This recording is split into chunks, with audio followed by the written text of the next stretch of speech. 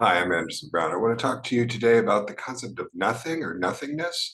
My mood is rather deflationary, precisely that I don't want to make any particularly grandiose metaphysical claims. In fact, I think there's an equivocation at work, often the way that we talk about nothingness.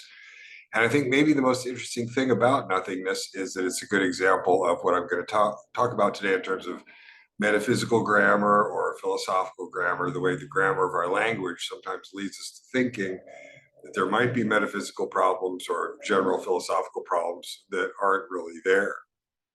Um, so I'm going to talk about again today this notion of nothingness. Now, I do think that at the end of the day, there might be some important, there is kind of an important philosophical point to be made, but let's work on that and look at this metaphysical concept of nothingness. Of course, you can just talk with the word nothing or nothingness and see that the grammar is funny there. I want to talk about nothing. Nothing is the subject today. We're talking about what nothing means and so on. And so the grammar is always the grammar about nothing is always very paradoxical. And so I think it's particularly difficult to avoid certain kinds of equivocations when we're talking about nothings, using the word nothing. So that's what we're going to talk about today. Of course, philosophically, you have claims like something come out of nothing and that sort of stuff. And so that's the some of the uses of the word that we want to look at. So again, the metaphysical grammar of nothingness, the way that the grammar works with these kinds of words. Metaphysical grammar. Let me explain it to you right now. It's a phrase that we owe to Wittgenstein, but it's an old technique. It's nothing new to Wittgenstein. It's in fact something that we find in Aristotle. Aristotle is particularly interested in the fallacy of equivocation when a word has two meanings and people are getting confused because they're using the word in its original sense and then confusing that with the other word use of the word. And that's something that Aristotle talks about a lot. The way I would put it is this, that our language evolved when we were doing, whatever we were doing, out hunting mastodons or something. It's a language that's evolved, that is, to deal with three-dimensional objects in three-dimensional space, with the kinds of causal relationships and other kinds of relationships that three-dimensional objects have with each other. And that's what our language sort of built, if you will, evolved to express those kinds of things.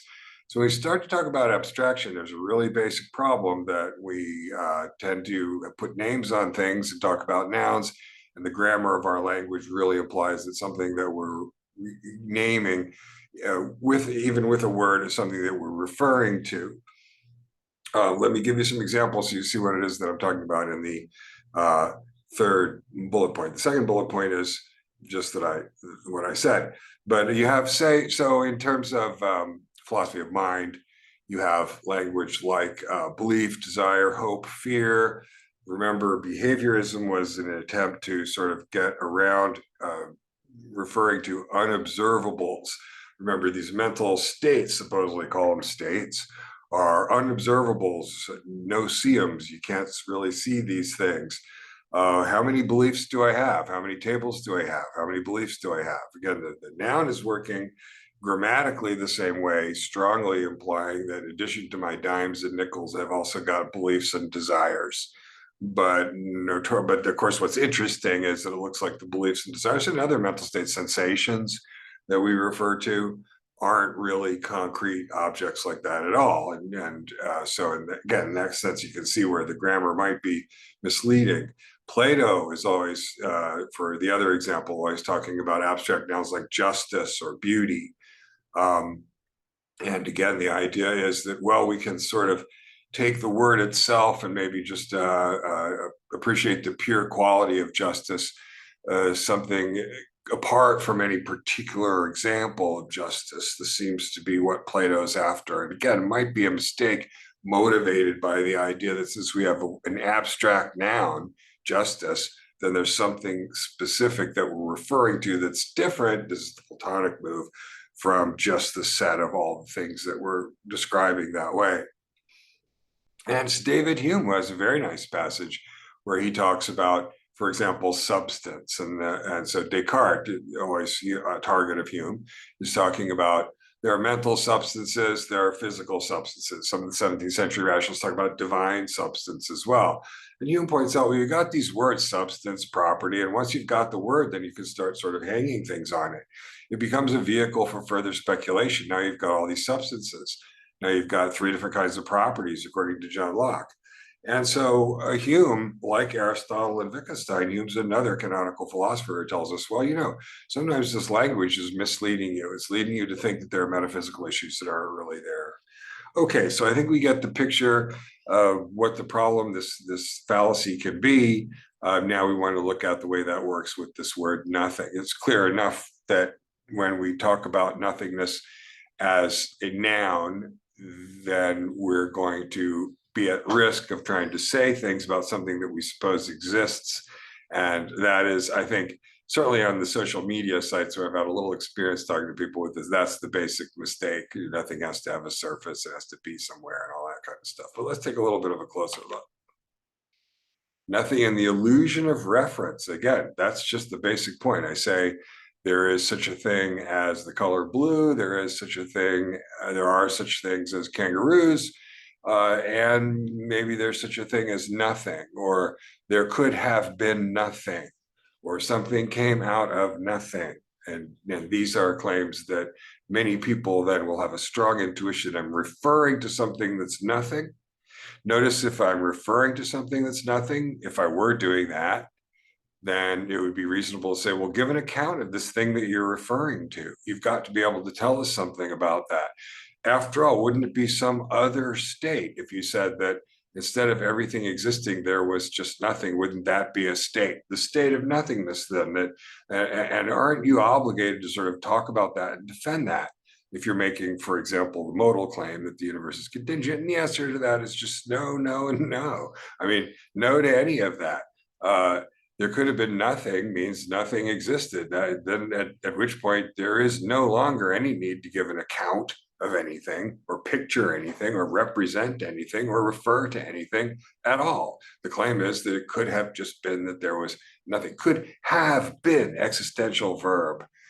So again, it's that existential verb that's always going to kick in there and make you think that, well, this person, if they say that instead of something existing, nothing could have existed, they're talking about something, nothingness, that is something that needs an account that you need to say. You don't need to say anything about it. There's nothing that you can say about it. There's nothing you don't know about nothingness. There's nothing that hasn't been learned about nothingness. Okay, there's nothing that could be said about nothingness that hasn't been said. All of those statements are necessarily true. You're just not getting the concept if you don't see that those are necessarily true statements. The concept of nothing and the concept of concepts, the second bullet point. So almost, you can think of naming it this.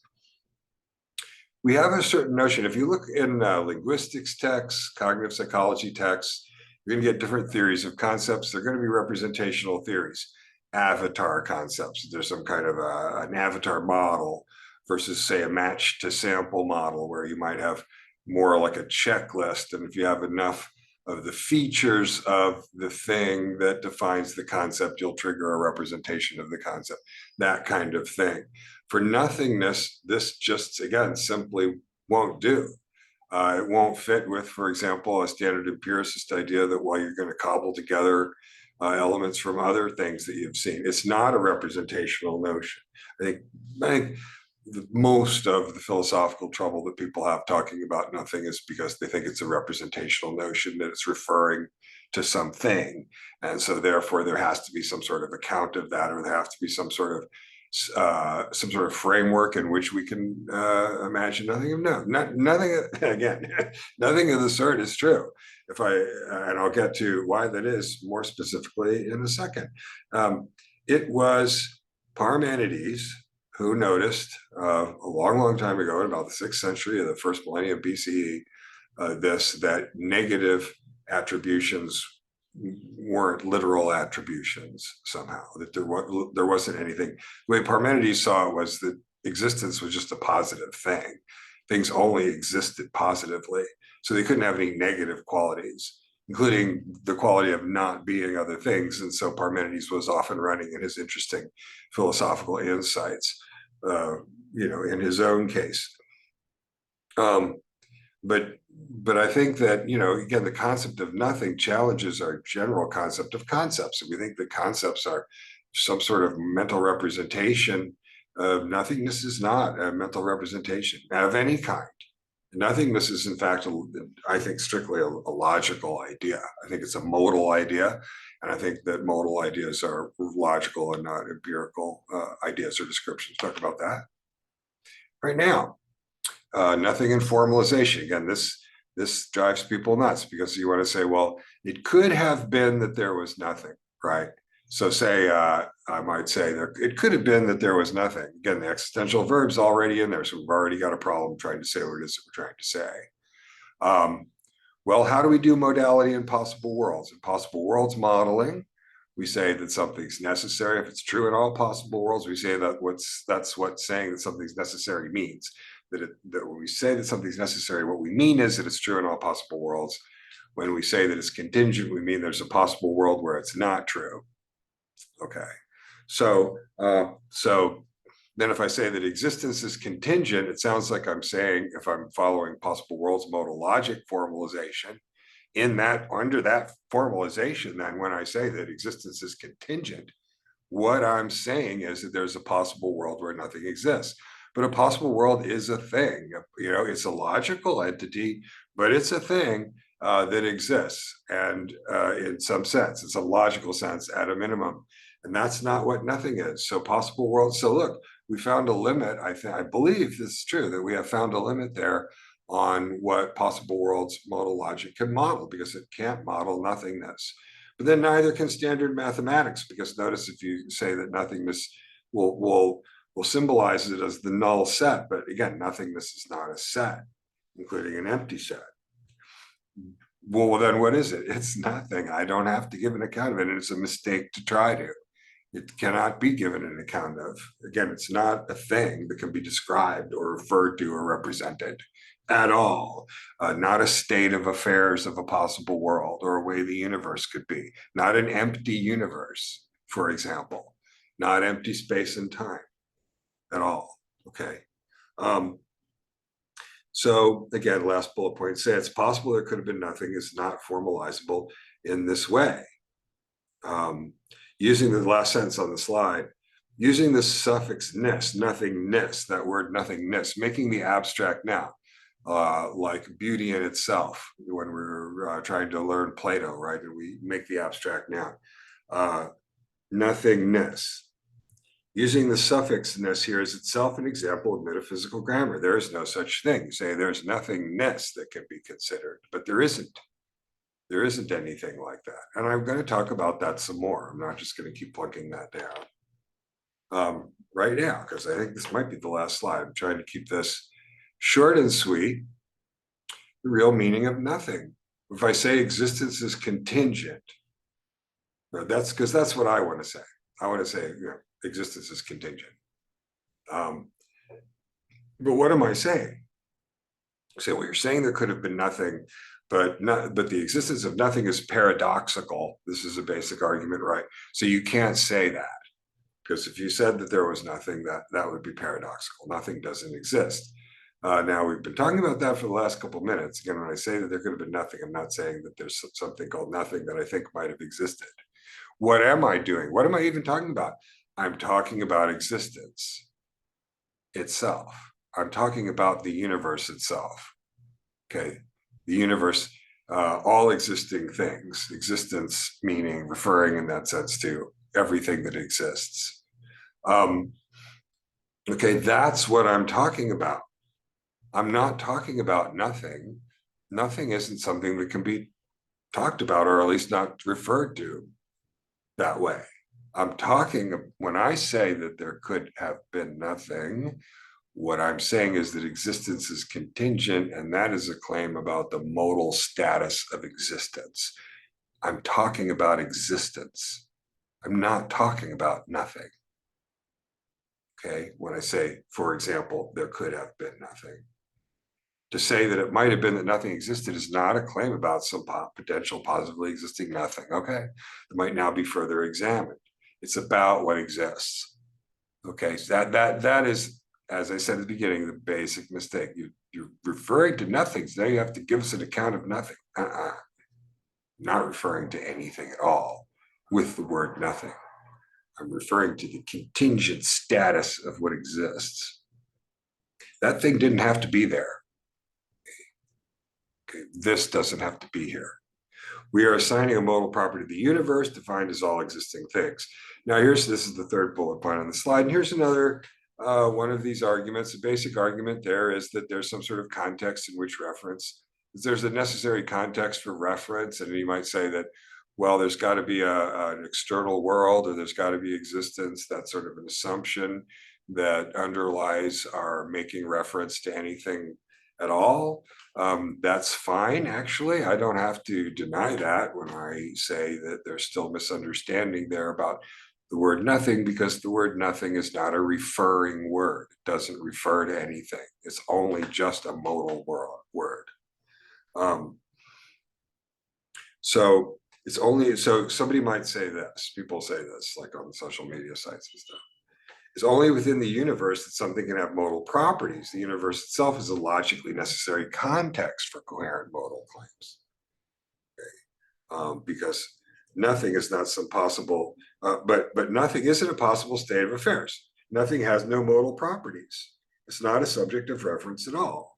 Okay, so you say, again, you might be right to say you can only coherently refer to things within some kind of ontological context of saying that something exists, say. I'm not sure that that's true. That might be sort of the line of argument or the direction that someone wants to argue. That's fine with me, because again, my account here is that when I talk about nothing, I'm not referring to anything at all. It's just not a referring word. Right? So if reference is only possible within, in this or that case, doesn't matter to me. So I'm not trying to refer to anything when I talk about nothing. That's a mistake.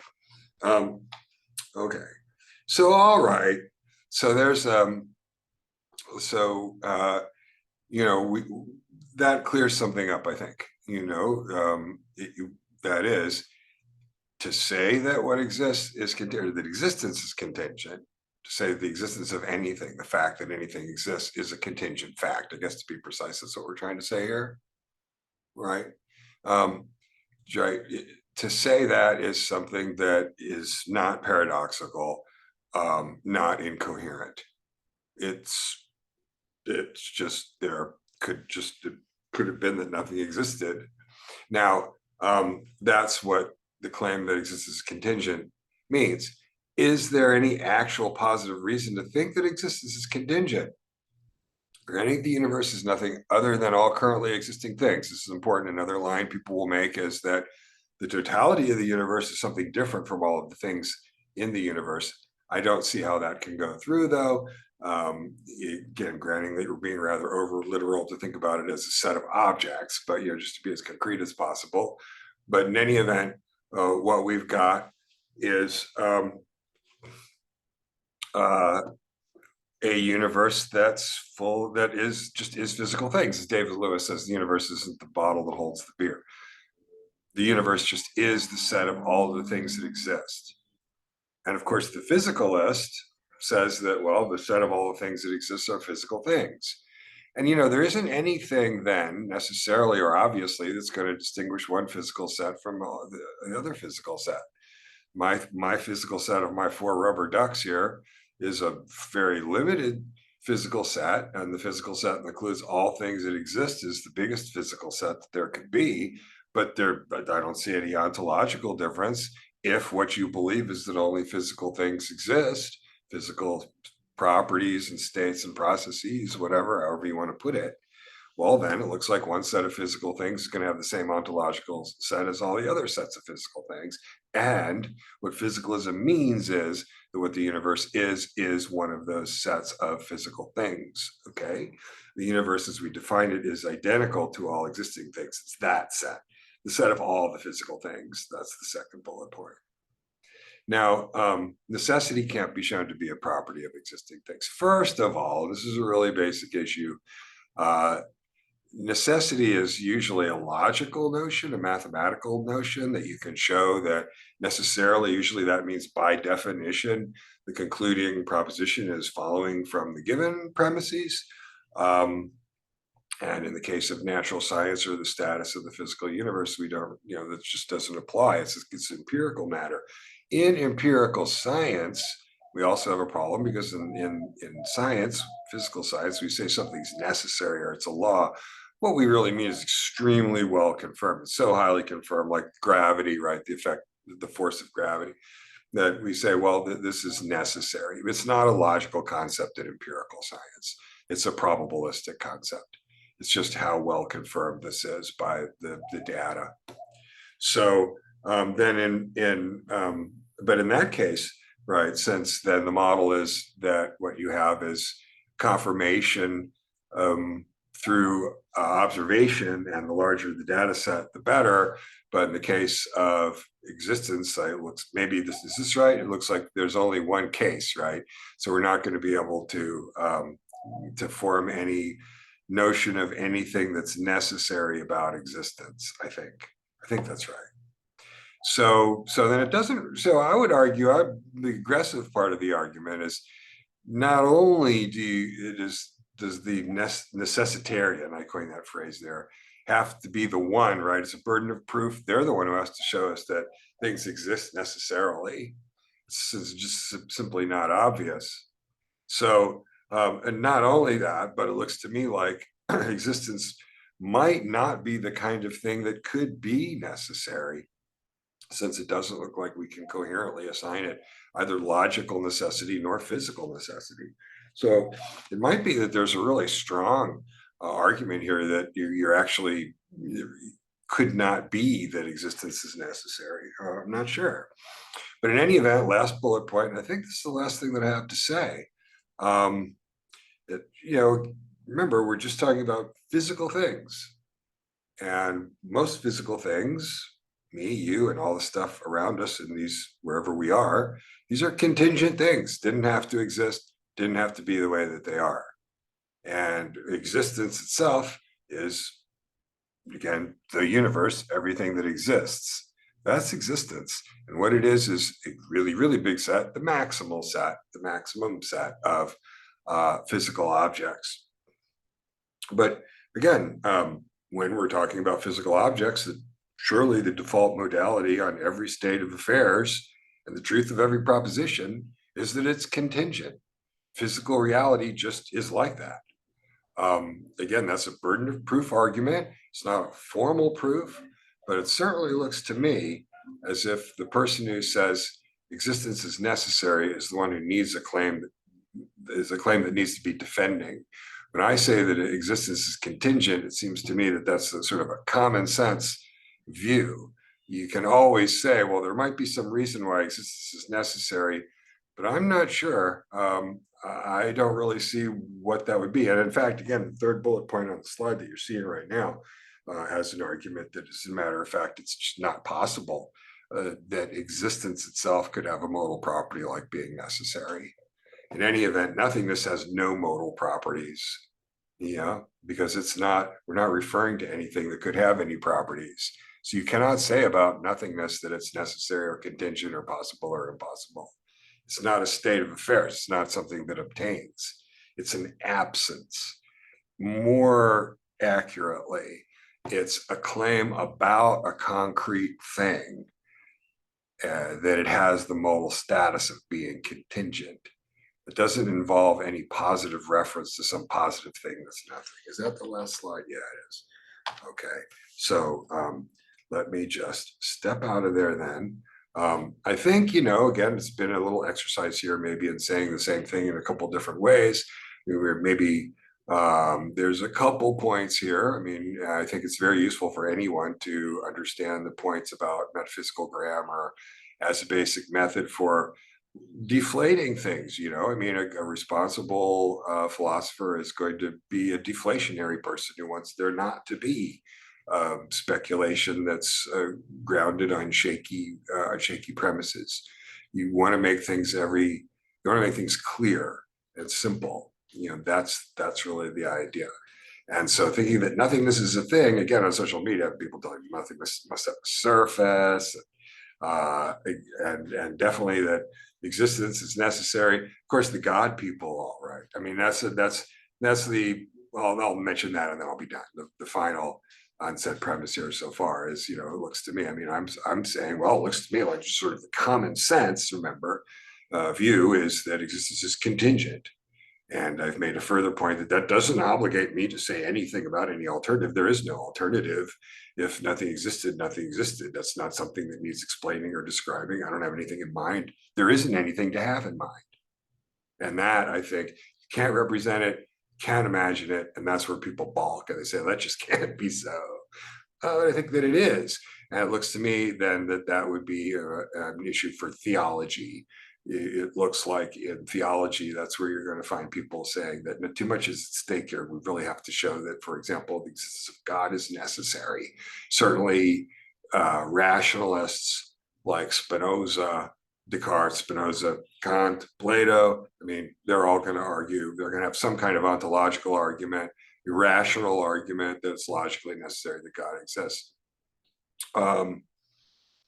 I don't think so, because those are all going to be within some kind of context. And the fact is, there's always going to be this larger modal possibility about, certainly at least about the physical universe. I'm not sure about maybe there's other kinds of things, but about the physical universe, no, it looks like it's incorrigibly only can be thought of as contingent. Yeah.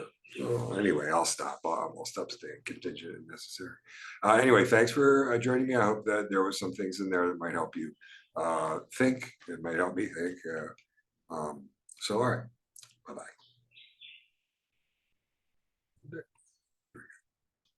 Okay. Yeah. Talking as it. Oh, I gotta stop the share.